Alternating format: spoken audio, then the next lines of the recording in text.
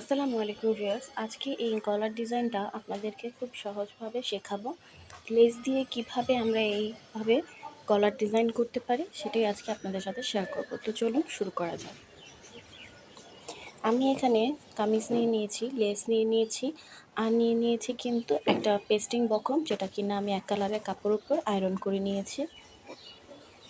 আর একটা কামিজ কিন্তু আমি আগে থেকে কেটে রেখেছিলাম, এখন সেটার মধ্যে গলার ডিজাইনটা তৈরি করব। এর জন্য একটা টুকরা কাপড় আমি এই কামিজের যে গলার অংশ এর নিচে রেখে দিলাম। এখন আমরা গলার মাপটা নিয়ে নিব। আমরা কাঁধের অংশ থেকে 2.5 ইঞ্চি নিয়েছি এবং কাঁধের উপর থেকে নিচ অবধি আমরা 5 ইঞ্চি নিয়ে নিয়েছি।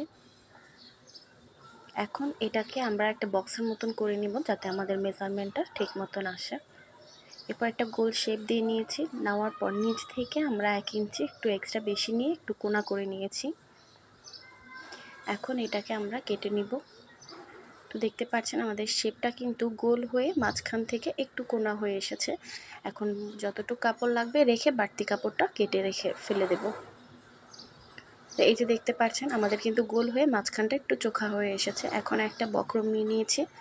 এখন এই কামিজটার নিচে আবার রাখবো, যেভাবে গলাটা কেটেছিলাম বাড়তি কাপড়টা সেম একইভাবে কিন্তু বক্রমটাও কেটে নিব। বক্রমটা কেটে নেওয়ার পর আমরা আরও 1/2 ইঞ্চি এক্সট্রা বক্রমটা কেটে নিব, এতে করে আমাদের কাজের ফিনিশিংটা ভালো আসবে। এরপর আমরা 1 ইঞ্চির মতন বেশি রেখে কিন্তু চারদিক থেকে কিন্তু কেটে দিলাম। আর এখন কিন্তু দেখতে পাচ্ছেন আমাদের বক্রমের শেপটাও কিন্তু সেম পট্টির যে কাপড়টা কেটেছিলাম সেটার মতন হয়েছে।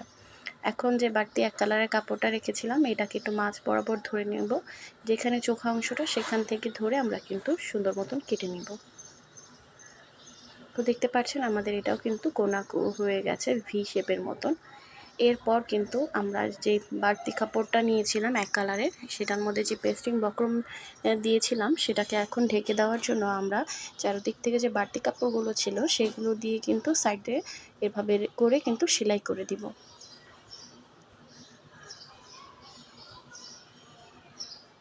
এখন যে নিচের অংশটা এই অংশটাকেও কিন্তু আমরা সেলাই করে নিব।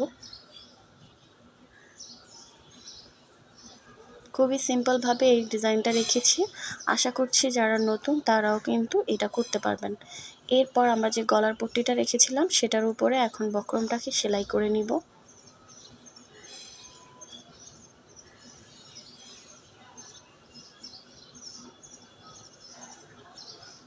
এখন এটাকে আমরা যে জামাটা ছিল আমাদের কামিজটা কাটিং, সেই কামিজের উপরে রেখে কিন্তু এটা সেলাই করে নিব। আর সেলাইটা কিন্তু হবে আমাদের কাপড়ে কাপড়ে, বক্রমের সাথে কিন্তু হবে না। আর তার আগে আমরা যে এক কালারের কাপড়টা রেখেছিলাম সেটা আগে রাখবো, তারপরে কিন্তু আমরা যে বক্রমের কাপড়টা আমরা করেছিলাম পট্টির কাপড়টা সেটাকে রেখে কিন্তু এইভাবে পিন দিয়ে আটকে নিব, এতে করে আমাদের কাপড়টা নড়াচড়া করবে না। আর এরপর কিন্তু আমরা সুন্দর মতন সেলাই করে দেব। আর এই সেলাইটা কিন্তু কাপড়ের সাথে কাপড়ের হবে, বক্রমের উপরে সেলাইটা উঠবে না। এরপর যে বাড়তি কোনাগুলো সেগুলোকে একটু কেচির সাহায্যে কেটে নিব, এর কারণে কিন্তু উল্টানোর সময় কিন্তু ফিনিশিংটা ভালো আসবে।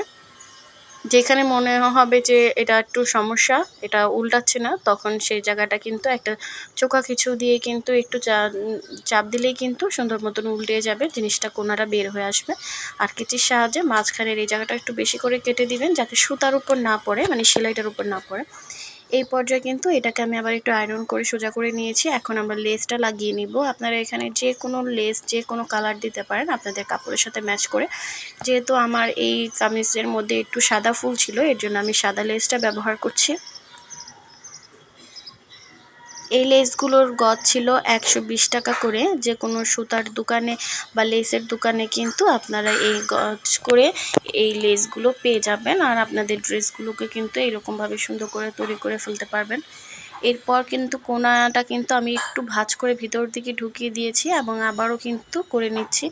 আর এই লেসের যে লম্বা একটা চিকন ফিতার অংশ সেটা কিন্তু ভিতরে রেখেছি, সেটার উপরে কিন্তু সেলাই পড়ছে, আর ডিজাইনের অংশটা বাইরে রেখেছি।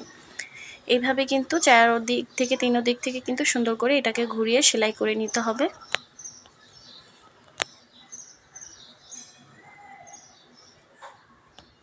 এরপর আমাদের যখন কাজ শেষ সেই পর্যন্ত আমরা লেসটা কেটে রেখে বাড়তি লেসটা সরিয়ে দিব এবং বাড়তি যে লেসটা আমরা কেটেছিলাম সেটা একটুখানি ভিতরের দিকে দিয়ে তারপরে কিন্তু আমরা সেলাইটা শেষ করে নেব। আর এরই সাথে দেখতে পাচ্ছেন কাজটা কিন্তু শেষ। আপনারা চাইলে এই মাঝখানেও কিন্তু এইভাবে লেসটা দিতে পারেন, কিন্তু আমি এরকম সিম্পলই রাখবো আর মাঝখানে এরকম শো বোতাম দিব। তো আপনারাও কিন্তু চাইলে এরকম শো বোতাম দিতে পারেন বা কাপড়ের বোতাম দিতে পারেন। আমি এখানে কিন্তু কাজ করা পাথরের কাজ করা ছিল এই বোতামগুলো, এইগুলো কিন্তু আমি এখানে দিয়ে দিচ্ছি। আমি এখানে 2টা বোতাম লাগাচ্ছি আর এটা কিন্তু আমি সুই সুতার সাহায্যে করছি। তো প্রথমটা দেখিয়ে দিচ্ছি কিভাবে করছি, আশা করছি এটা সবাই পারবেন।